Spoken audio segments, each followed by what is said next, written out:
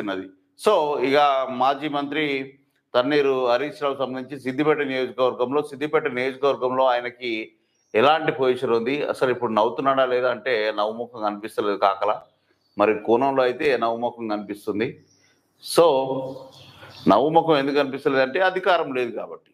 మామ బాధలు, అల్లుని బాధలు, బామ్మర్ది బాధలు, మరదల బాధలు చాలా కనిపిస్తున్నాయి. సో, ఇప్పుడు నవ్వుముఖం ఎట్లా కనిపిస్తది?